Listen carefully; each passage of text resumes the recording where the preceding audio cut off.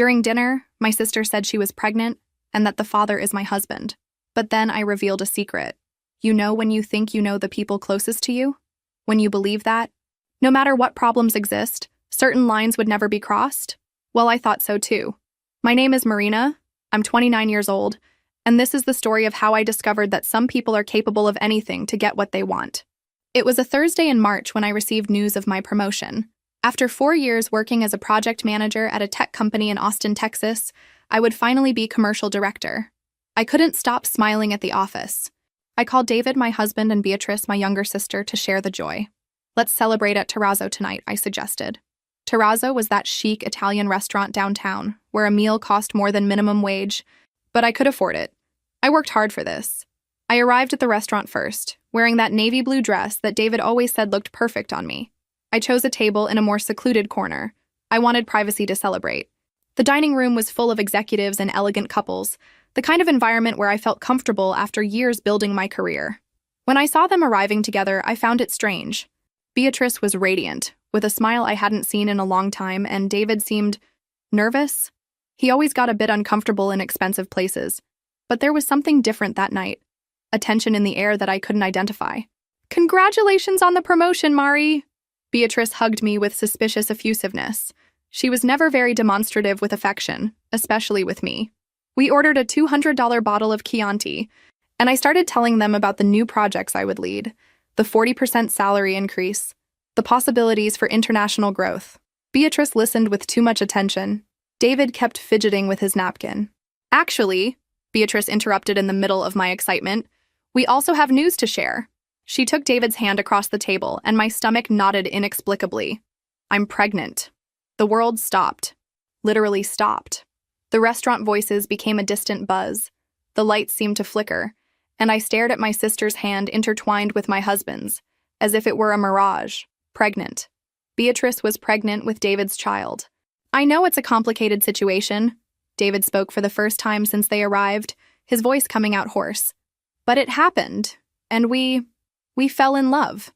They watched me with a mixture of expectation and poorly disguised satisfaction.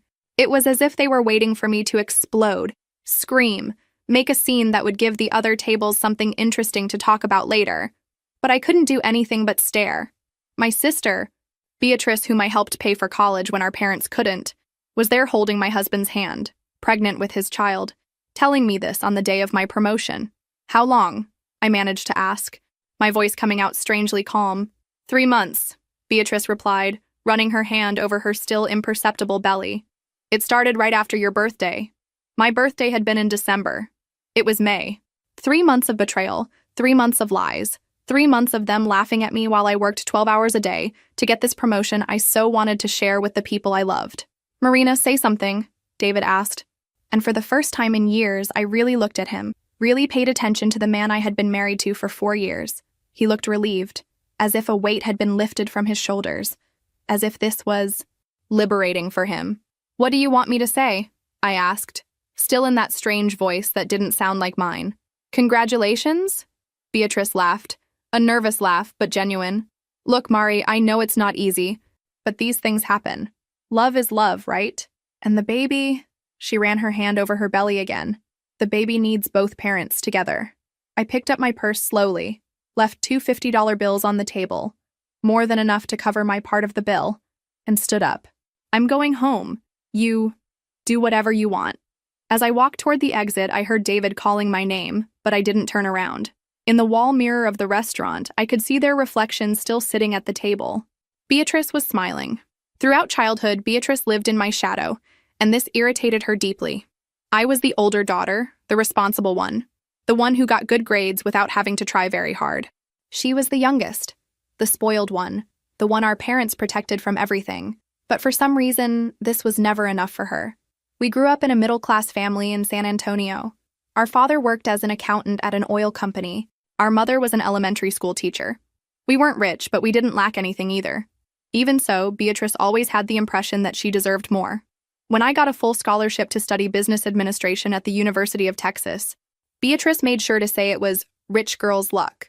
When I graduated with honors and got an internship at a multinational in Austin, she commented that I always knew how to sell myself.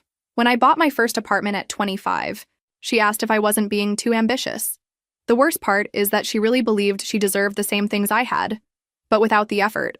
As if success was a matter of luck or favoritism, not hard work and sacrifice. Beatrice studied graphic design at a public university, graduated without much distinction, and since then jumped from job to job, always complaining that bosses didn't recognize her potential. Our parents always tried to balance things out. When I bought my new Honda Civic, they bought a used one for her too. When I started earning well, they increased the help they gave her to pay rent for a small apartment in downtown San Antonio. It was as if they were trying to compensate for my success by keeping Beatrice at the same level, artificially. She always asked about my salary, my investments, the apartment's value. Just sisterly curiosity, she'd say. But there was an intensity in the way she asked that bothered me. Now I understood it wasn't curiosity. It was pure envy, mixed with greed that I refused to see. When I met David at a work party 5 years ago, Beatrice made sure to say he wasn't my type. He was handsome, nice, worked as a salesman at a BMW dealership. He earned reasonably well by Texas standards, about $5,000 a month with commissions, but nothing compared to my $8,000 salary that soon became $12,000. Still, I fell in love. He was fun, affectionate, made me laugh after stressful days at the office. David had a simplicity that attracted me, an uncomplicated way of seeing life that contrasted with my nature of always planning 3 steps ahead. Beatrice was always polite with David, but I noticed a certain tension, especially when we all went out together and the bill arrived. David sometimes felt embarrassed when I paid for restaurants that cost $100 per person, or when we bought concert tickets that cost $200 each. Beatrice observed all this with that calculating look I knew well, but preferred to ignore. "You support him, don't you?" she asked once, when David went to the bathroom during a family lunch at Olive Garden. "I don't support him," I replied, irritated. "We split things proportionally to our income." It was true. David paid the bills he could, groceries, gas, some household bills, and I covered the rest. It worked for us. But for Beatrice, that was more proof that I had too much luck. A brilliant career, a beautiful 2-bedroom apartment in Austin, a dedicated husband, investments that grew month by month, as if I hadn't fought for every achievement, as if everything had fallen from the sky. I got home, and the apartment was exactly as I had left it that morning. Made bed, dishes washed, everything in place. It was strange how life could completely fall apart, and things could remain exactly the same. David's toothbrush was still there in the bathroom, his clothes in the closet, that ridiculous Dallas Cowboys mug he'd gotten in a dealership promotion. I sat on the beige leather sofa in the living room, still in my dress and high heels, and stared into the void. My head was strangely quiet, as if my brain had shut down the emotion processing system. I knew I should be crying, screaming, breaking things, but all I felt was a kind of numbness, like when you hit your elbow and can't feel your arm for a few minutes. David didn't come home that night, obviously. At 2 in the morning, I received a message. "I'm at B's house. We'll talk tomorrow." B. He called my sister B, as if they'd been intimate for years, as if I didn't exist, as if our 4 years of marriage were just an inconvenient obstacle that had finally been removed. I spent the night awake, walking through the 120 square meters of the apartment, trying to understand how I had gotten there. How hadn't I noticed the signs? Were there signs? David working later in recent weeks. Beatrice asking about my schedule whenever she called. Both of them arriving together at the restaurant as if it were the most natural thing in the world. Now that I thought about it, Beatrice had appeared a lot in Austin in recent months. "I came to see some clients," she'd say. Beatrice worked as a freelance graphic designer, so it was plausible that she had projects in the city. But Austin was only an hour and a half from San Antonio. Why did she always stay in hotels? Why didn't she ever ask to sleep on my couch like she used to? When the sun rose, I was still on the couch, with my dress wrinkled and makeup smeared. My iPhone showed 17 missed calls from my mother. Beatrice had told her everything, probably in a romanticized version where they were 2 lovers who couldn't resist the cruel fate that made them meet through me.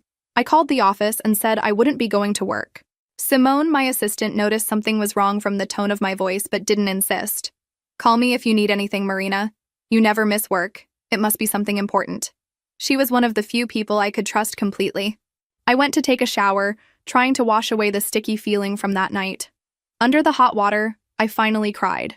Not dramatic movie tears, but that tired crying of someone who had just lost 2 important people at once. My sister and my husband, the two I loved most in the world, had betrayed me in the cruelest way possible. When I got out of the shower, I had 3 messages from Beatrice. Mari, we need to talk. It wasn't how we wanted you to find out. Call me, please.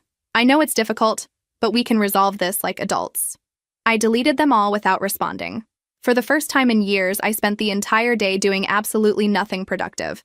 I watched Netflix, ordered Chinese food that cost $40 and arrived cold, ignored the phone that rang every 2 hours.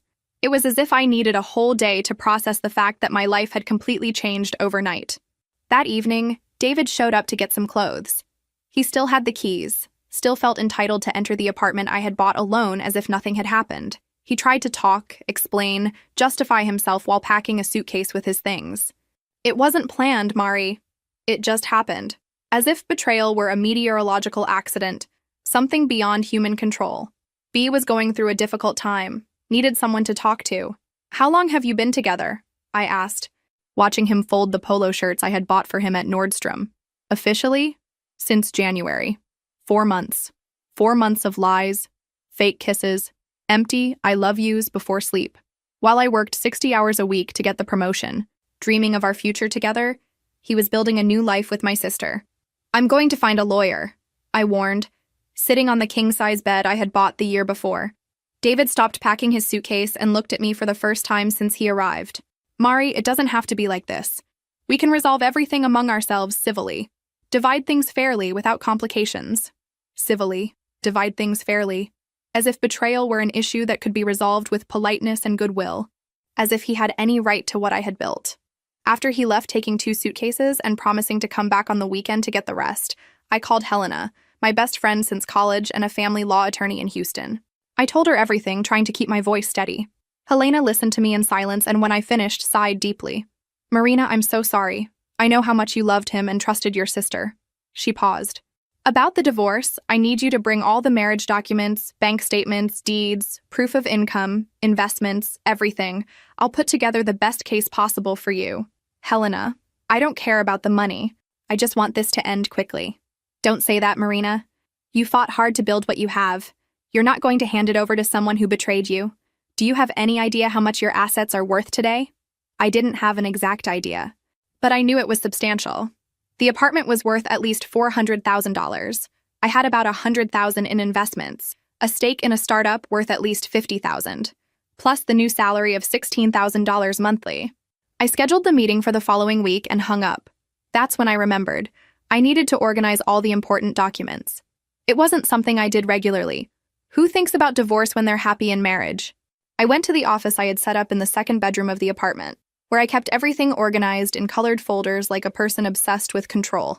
Bank statements from the last 2 years, tax returns, investment statements from Fidelity and Charles Schwab. It was impressive to see on paper everything I had achieved at 29. I was proud of what I had built, but now everything seemed so fragile, as if it could disappear because of a betrayal and a poorly conducted divorce process. I took the green folder where I kept the marriage documents. Birth certificate, marriage certificate from Travis County, contract for... I stopped with the marriage certificate in my hand, frowning. There was something written there about property regime that suddenly caught my attention. Separate property regime. Complete separation of assets. Why complete separation? Most couples in Texas chose community property, partial community of assets. That's when I remembered. Vaguely, like a memory that was stored in a dusty drawer of my brain. Prenuptial agreement. I had insisted on making a prenuptial agreement 4 years ago. I ran to the small safe I had installed in the bedroom closet. It had been so long since I'd opened it that I almost forgot the combination. My birthday inverted. Inside, between the apartment deed and my passport, there it was. A sealed envelope with the seals of the Travis County Clerk's office. Prenuptial agreement. Marina Santos Silva and David Oliveira Ferreira. My hands trembled as I opened the envelope. I vaguely remembered insisting on this at the time, but the details were hazy. It had been 4 years ago. I was so in love and happy that the legal aspects of marriage seemed just a necessary formality to officialize our love. But now, alone in the bedroom at 2 a.m, holding those pages printed on letterhead from the law firm, I felt something I hadn't experienced in days. A hint of hope. Maybe, just maybe, I wouldn't lose everything I had built. Maybe there was something in those papers that could protect me from my sister's greed and my husband's irresponsibility.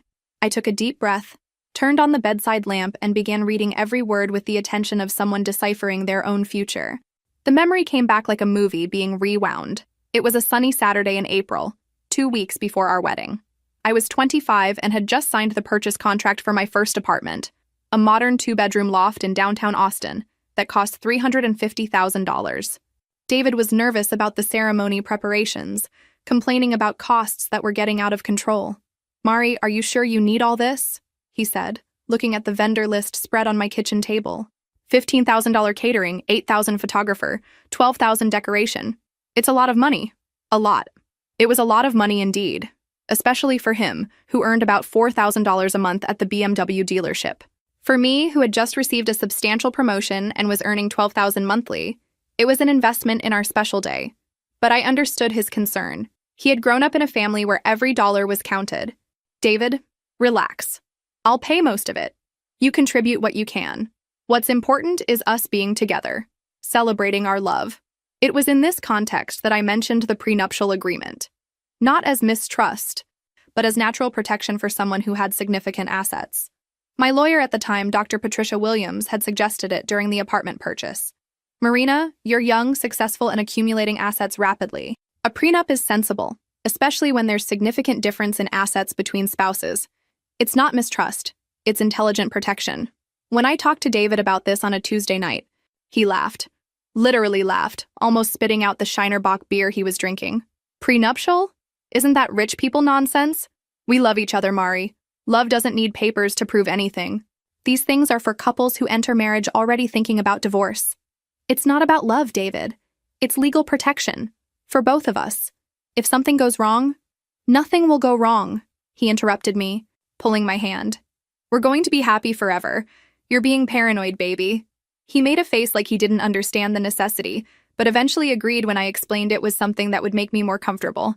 "If it's important to you, fine. But honestly, I think you're complicating something that should be simple." We went to Dr. Williams's office on a Thursday morning. I remember David was hungover because he had gone out with his dealership colleagues the night before for the last bachelor's outing. He arrived 15 minutes late, somewhat sleepy, complaining that he had lost an important sale because of the appointment. "Sorry, Mari. Had to come straight from work. Johnson wanted to close a deal today, but I said I had an important appointment with you." Dr. Williams, an elegant 50-year-old woman with gray hair and impeccable suits, explained the basic terms with the patience of someone who had given that presentation hundreds of times. Complete separation of assets. Each spouse maintains their individual patrimony. No division in case of divorce except for assets acquired jointly with clear proof of mutual contribution. "It's important to understand," she said, looking mainly at David, "that this agreement protects both parties. If you acquire significant assets during the marriage, they will also be protected." "You understand, David?" I asked, observing his somewhat lost expression. Yes. Each one keeps what's theirs, right? Makes sense?" It made no sense at all that he had understood completely, because David never showed interest in complex legal or financial matters. When I tried to talk about investments or financial planning, he would change the subject or make jokes about me being too uptight with money, but he signed all the pages with the ease of someone signing a grocery list. 15 pages of dense legal text, specific clauses about properties, investments, future businesses, inheritance. David barely read the section titles. "There, now you can marry in peace," Dr. Williams said, smiling as she stamped and filed the copies. "I hope to never see you here professionally again." On the way back, driving my Honda Civic through Austin streets, David commented, "I still think this contract thing is kind of weird, but if it makes you calmer, what's important is that in 2 weeks we'll be married, husband and wife forever." He really didn't understand what he had signed. For David, that was just another necessary bureaucracy to officialize our love, like getting the marriage license or choosing the rings. He didn't comprehend that he was giving up any right to my present and future patrimony, and I, in love and confident that we would be happy forever, didn't mind his lack of attention to details. After all, love was more important than any paper, wasn't it? We were going to build a life together, share everything, be a modern and partnered couple. The contract was just a formality that would never be necessary. How wrong I was. Now, 4 years later, Alone in the bedroom at 3 in the morning with the contract in my hands, I finally understood the value of that rich people nonsense. I read each page with redoubled attention, as if I were deciphering a secret code that could save my life. The legal words that at the time seemed just formality, now shone on the page like precious diamonds. Complete separation of property. Each spouse shall maintain individual ownership of all property owned prior to marriage and all property acquired during the marriage. Each spouse. Property acquired during marriage. The apartment I bought before getting married. The investments I made monthly, the stock applications, the stake in the tech startup I bought 2 years ago. All of this was exclusively mine. In the event of dissolution of marriage, there shall be no division of property, with each party retaining the entirety of their individual assets. Dissolution of marriage. There shall be no division of property. David had no right to anything, absolutely nothing of what I had built. I continued reading, looking for some clause that could complicate things, some loophole he could use to claim part of my patrimony, but there wasn't any. The contract was crystal clear, comprehensive, and bulletproof. Dr. Williams had done impeccable work. Spousal support waiver. Both parties hereby waive any right to spousal support, alimony, or maintenance from the other party. Alimony. David had no right even to alimony, and considering he earned much less than me, theoretically, he would be the one who could ask for financial support. For the first time in 3 days, I smiled. A small smile, but genuine. David had signed his own financial sentence 4 years ago, without even realizing it. And Beatrice... Oh, Beatrice... She had probably seduced my husband thinking he would be her gateway to a financially comfortable life. What delicious irony. I continued reading the specific clauses. Debt separation, each one responsible for their own. Future businesses. Corporate participation remained individual. Intellectual property, royalties and patents were not shared. Inheritance, assets received from family remained with the original recipient. It was complete armor. David had no right to a cent of what I had built. And more importantly, I had no responsibility for his debts. I remembered he had financed a Ford F-150 pickup the year before, plus had a high-limit credit card that he used frequently. I took my laptop and started making a mental list of my current patrimony. Apartment valued at least $400,000. Investments in stocks and funds totaling about $100,000. Stake in the startup I founded with 2 college colleagues worth at least $50,000 in the last contribution. Checking and savings account with $40,000. Paid-off car valued at $20,000, more than $600,000 in net worth at 29. And David had no right to any of it. Even better, my new salary as commercial director would be $16,000 monthly, plus performance-based bonuses that could reach $20,000 per month in the best quarters, while David would continue earning his $4,000 or $5,000 monthly selling cars. For the first time in days, I smiled. A small smile, but genuine. David had signed his own financial sentence 4 years ago without even realizing it. And Beatrice? Oh, Beatrice. She had probably seduced my husband thinking he would be her gateway to a financially comfortable life. What delicious irony. I remembered the conversation we had last Christmas, when she complained about the injustice of me having everything. Marie, do you realize how frustrating it is? Beautiful apartment, new car, trips, while I kill myself working and barely pay rent. Now I understood it wasn't frustration, it was planning. Beatrice had seen in David an opportunity to finally get what she deserved without working for it. She didn't love him. She loved what she thought he could give her access to. I stored the contract back in the safe, but first took photos of all pages with my iPhone. I sent the images to Helena by email with the subject, "Gift from God." She responded in 15 minutes, even though it was almost 4 in the morning.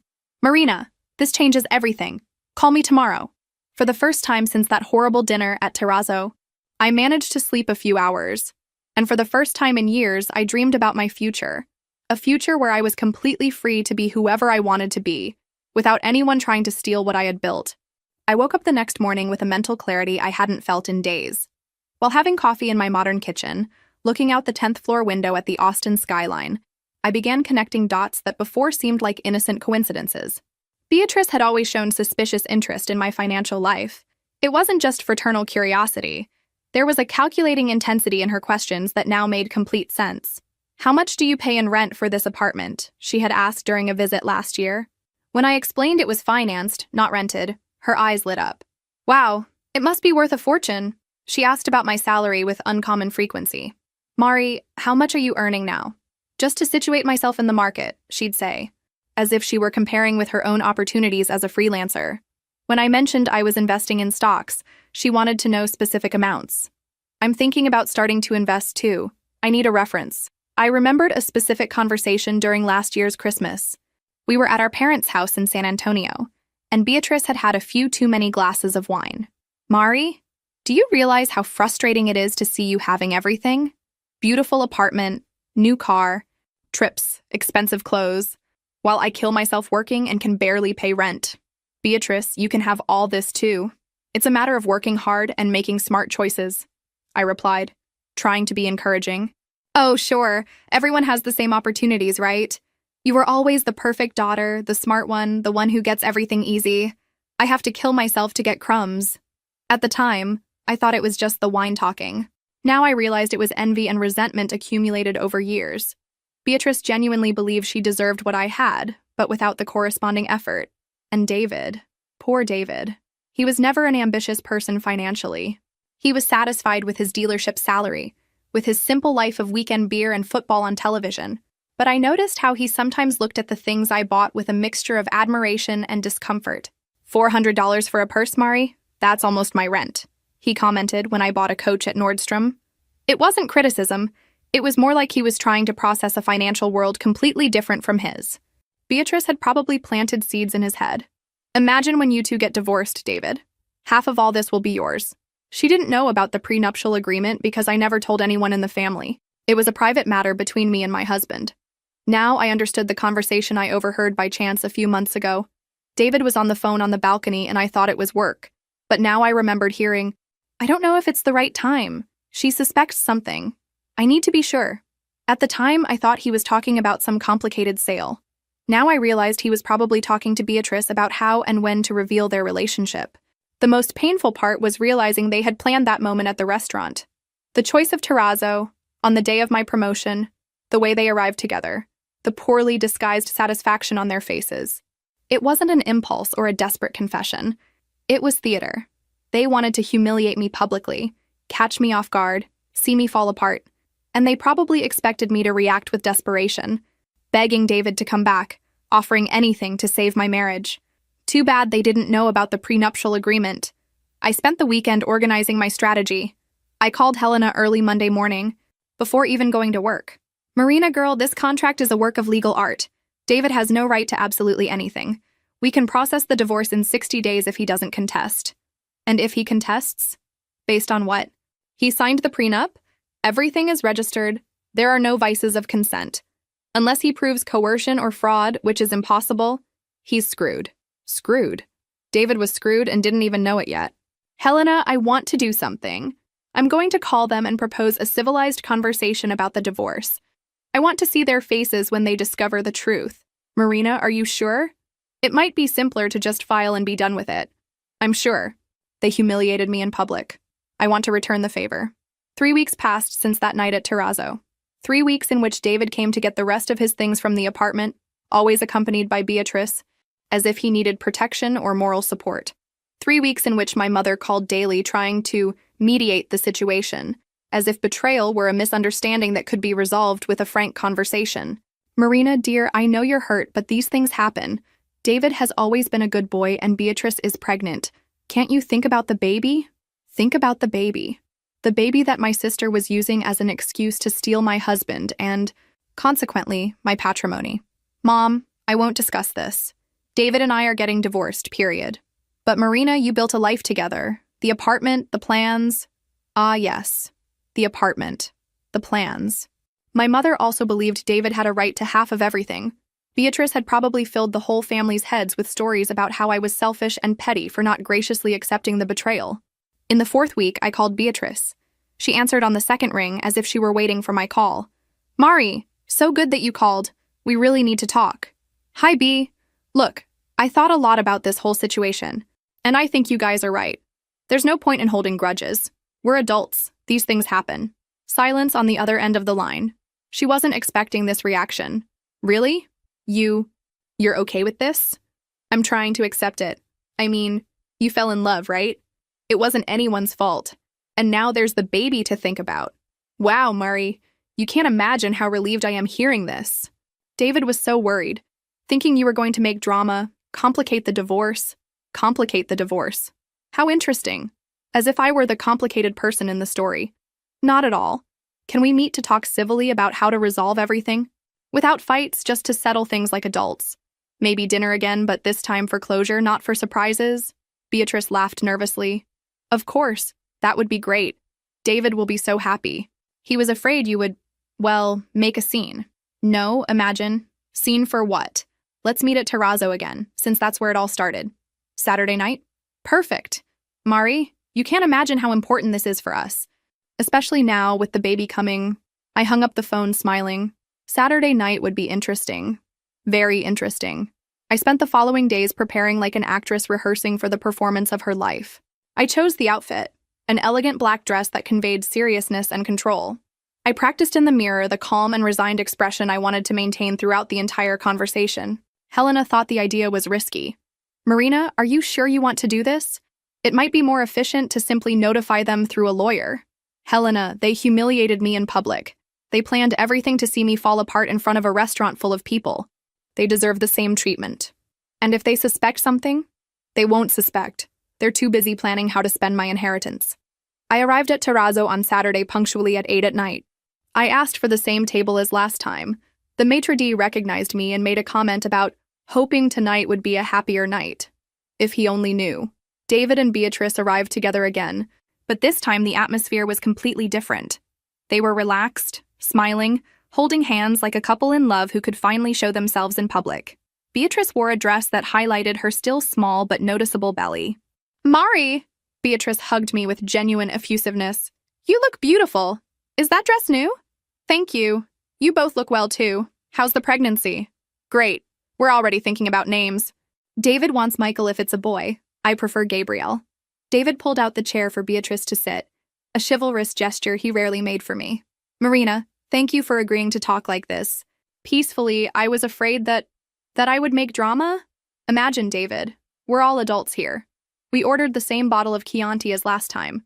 The irony wasn't lost on any of us, but this time the atmosphere was one of disguised celebration. They thought they had won the grand prize. So, David said after the first sip, about the divorce, we wanted to propose doing everything amicably. Divide things fairly without complications. Divide things fairly, I repeated, savoring the words. Tell me more about this, David. What do you consider fair? Beatrice and David exchanged a quick glance. They had rehearsed this conversation. Well, we can sell the apartment and split it 50-50. The investments too. And now with your new promotion, alimony will help a lot until I can stabilize with B and the baby. Alimony. He really believed I would pay alimony to him while he raised a child with my sister. I slowly picked up my purse as if I were looking for something specific. David and Beatrice watched me expectantly, probably thinking I was going to take out some divorce documents for us to sign right there, in a friendly reconciliation that would benefit them immensely. Instead, I placed the courthouse envelope with the prenuptial agreement on the table. The paper yellowed by time made a dry sound when it hit the wood. Before we talk about division, I need to clarify something important that you seem to have forgotten. David frowned, looking at the envelope. What is that? Our prenuptial agreement, David. Remember? The one you signed 4 years ago, saying it was rich people nonsense? The color instantly drained from his face. Beatrice looked confused between the two of us. What agreement? You made a prenuptial agreement? We did. And David signed it without even reading it properly. I took the pages out of the envelope and placed them on the table, open so both could see. Complete separation of assets. Do you remember what that means? David picked up the pages with trembling hands. His eyes ran over the lines, trying to process words he clearly didn't understand completely 4 years ago. Calm down, Mari, Beatrice said, her voice losing its previous confidence. Even with an agreement, you were married. There's partial community property, division of assets acquired during marriage. Not when there's complete separation of assets, Beatrice.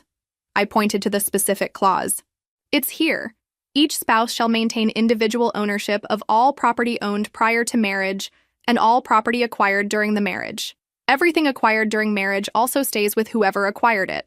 But this can't be legal, David protested, his voice rising an octave. The apartment, the investments. I lived there. I contributed to expenses. You contributed $300 a month for groceries and gas, David. I paid the $1,800 for financing, the $200 for condo fees, internet, electricity, phone, insurance. Your $300 doesn't give you property rights over a $400,000 apartment. Beatrice frantically flipped through the pages, as if looking for some loophole, some salvation. But alimony? He has a right to alimony. I smiled for the first time that night. Page 5, Section 3. Spousal support waiver. Both parties hereby waive any right to spousal support, alimony, or maintenance. David waived his right to alimony when he signed this. I didn't know what I was signing, David shouted, drawing attention from neighboring tables. You tricked me. I tricked you?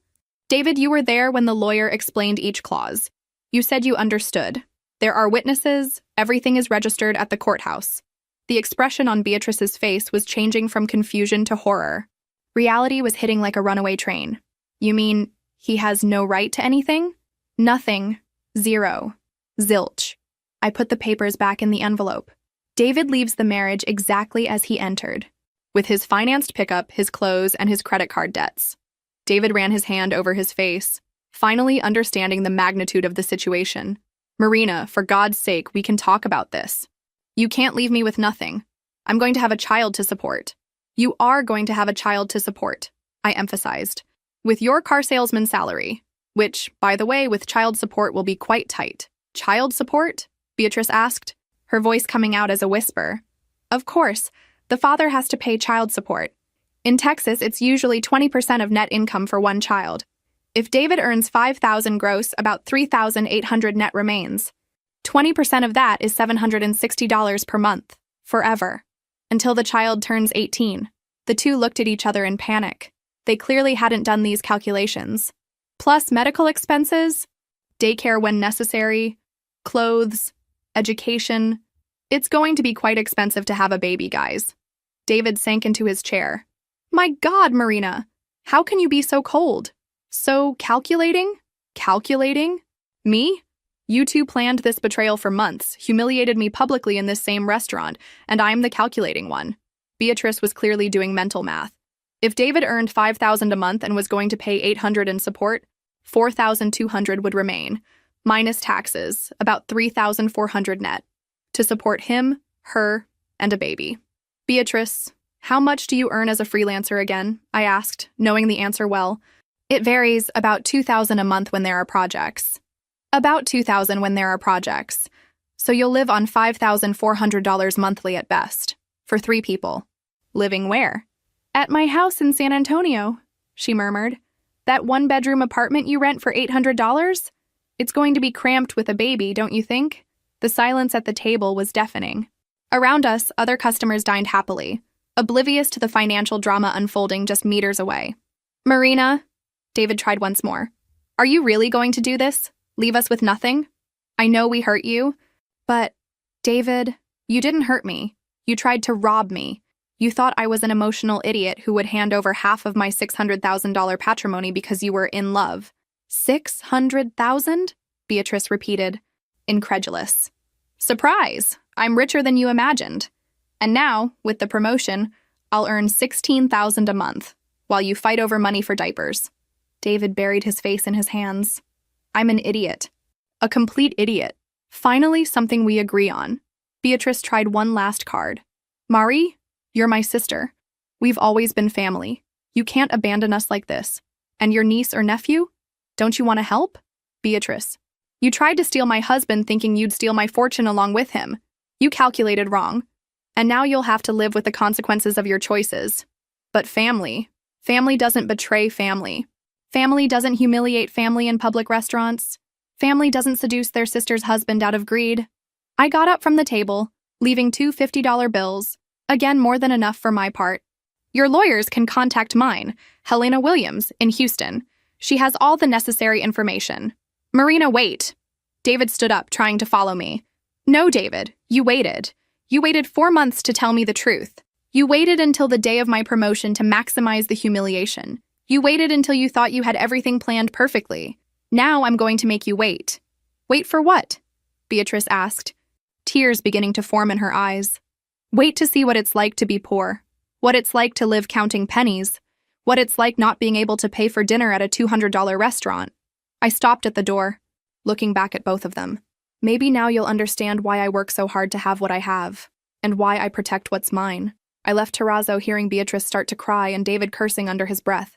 In the parking lot, sitting in my car, I allowed myself a moment of pure satisfaction. They had tried to destroy me and ended up destroying themselves. My phone rang. It was Helena. So, how was the theater? Better than Broadway.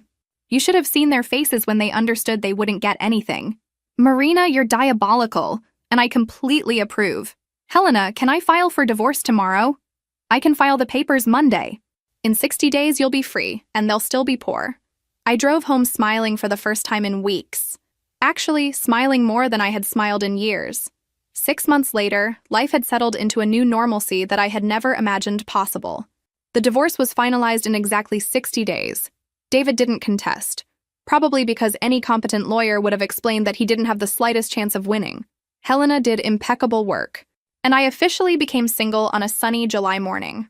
Through social media and my mother's inevitable comments, I followed from afar the reality that David and Beatrice were facing. It was like watching a car accident in slow motion. You know you should look away, but you can't. David continued working at the BMW dealership, but things weren't easy.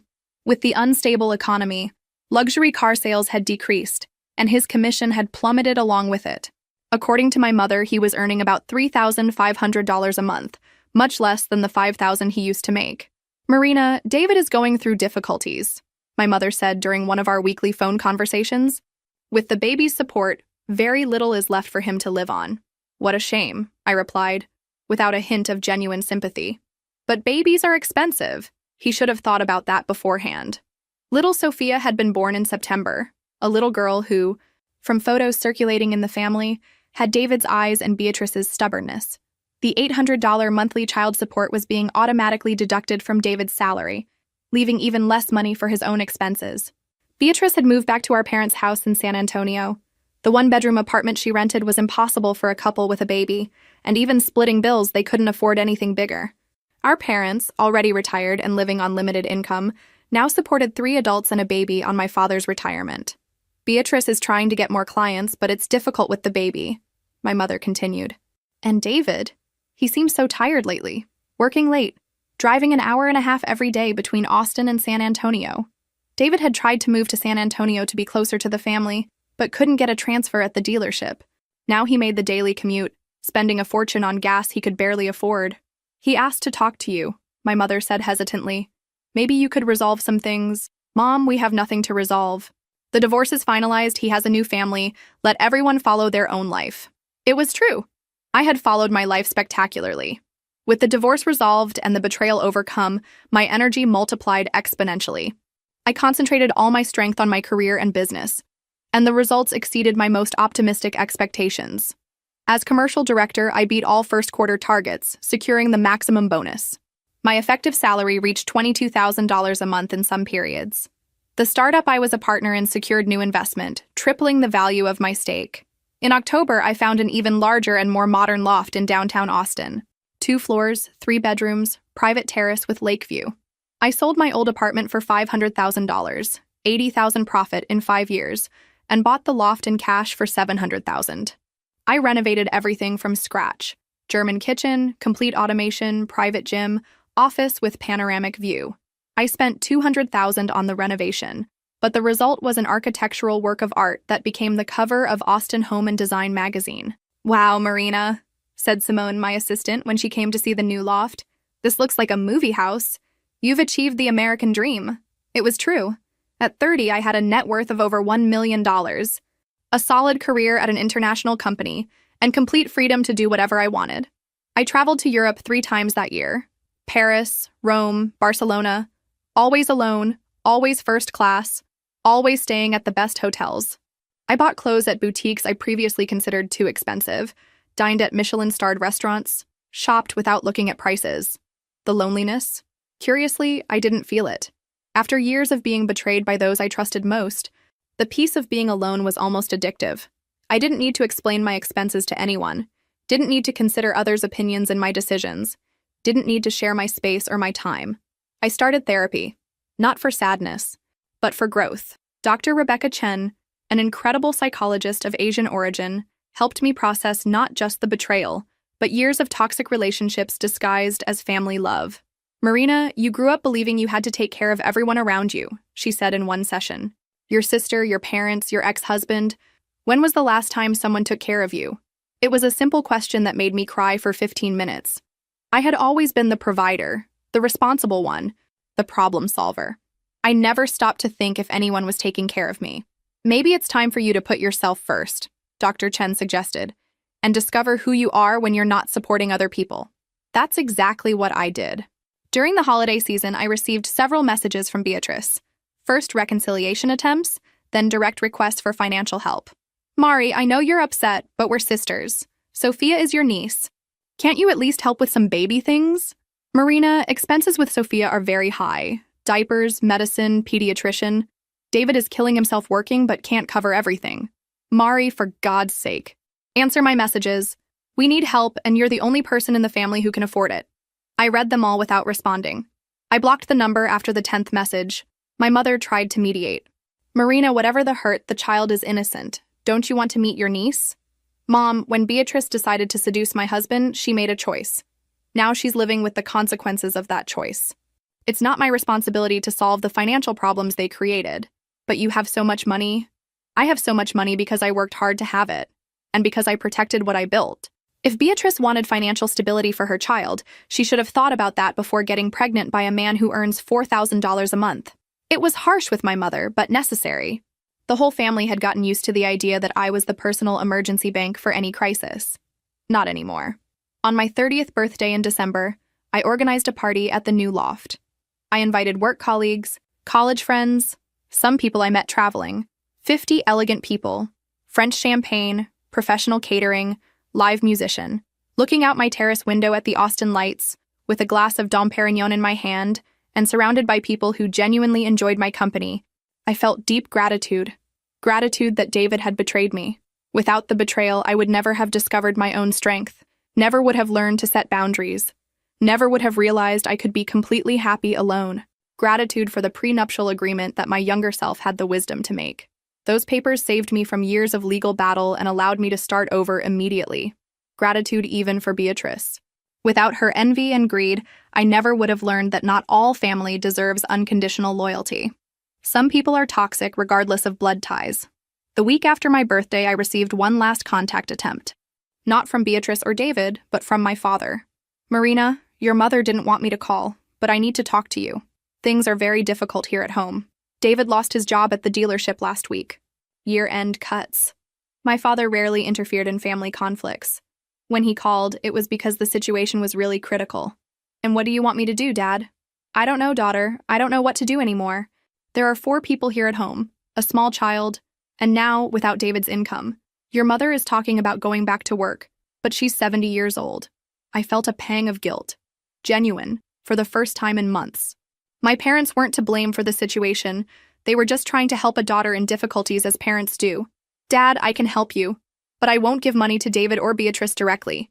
If you need something specific, electric bill, groceries, pediatrician for Sophia, send me the bills and I'll pay them directly. Marina, that's my offer. I'll help you, who are innocent in this story. But I won't finance the bad choices David and Beatrice made." My father accepted, relieved. In the following months, I received some bills by email. $200 electric bill, $300 groceries, $150 pediatric consultation. Trivial amounts for me, but they made a difference for them. I never had direct contact with David or Beatrice again.